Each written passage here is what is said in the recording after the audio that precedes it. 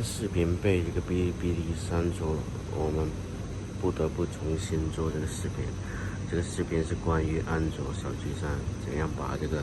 单声道的视频，比如说我们用安卓手机录音的时候，单声道呢，我们要变成多声道的声音，怎么样制作？上面的话就介绍给大家，先安装这个软件。这个软件的话，在百度上搜索就可以下载到，先安装到安卓手机上。软件安装后是这个样子，一个麦克风，打开给大家看一下。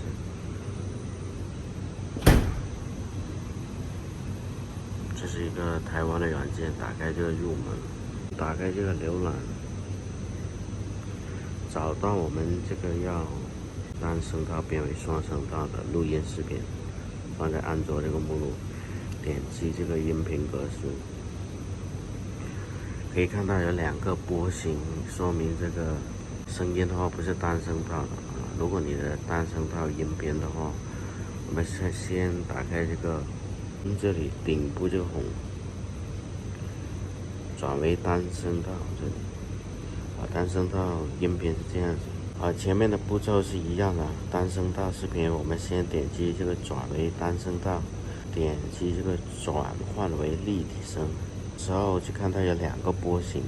就变成这个立体声声音了然后我们就点击这个文件，点击这个汇出，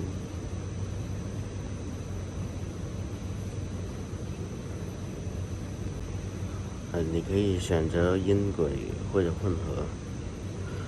在这里我们选择一个保存这个这个录音的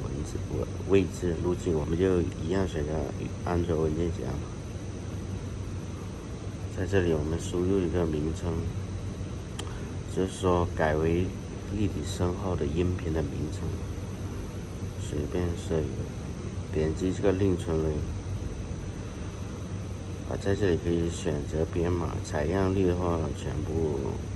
跟原来的一样。在这里选择个格式，选择 MP3， 最后点击这个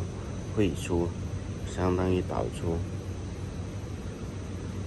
好，这个音频文件的话已经变成这个双声道的音频了，2个波形。主要是通过这个方法给大家介绍一下，在安卓手机上怎么样把这个单声道音频变成是双声道的。这个软件就是这个，大家输入这个软件呢，在百度这里输入个关键字，后面再加上 APK 这个英文再加上 APK 就可以搜到这个 app。